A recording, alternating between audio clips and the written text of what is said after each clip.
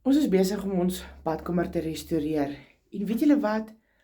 Dit kos ongelooflik baie geld om so iets aan te pak. En daar is nie altyd die finansies nie. Jy moet so baie spaar om iets of 'n projek te kan begin in jou huis, rondom jou huis. Ek was daar. Ek het altyd hierdie droom badkamer gehad in my kop, maar dit kon nooit visualiseer nie, want hoekom? Daar was nie die finansies om dit te kan doen nie.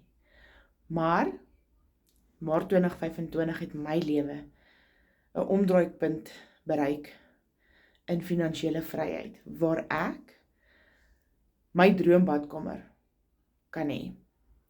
En soos julle kan sien, is ons besig om dit te begin. Die projek is aan die gang, want wat het dit vir my moontlik gemaak? 'n Program, 'n blueprint, waar ek in dollars kan verdien, en waar jy ook in dollars kan verdien.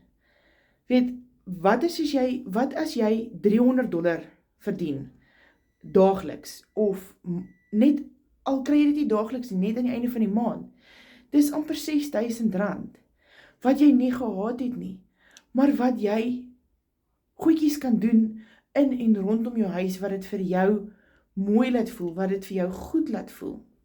As jy daai projek wil begin, en jy wil meer weet oor hoe ek dit begin het, komment ja.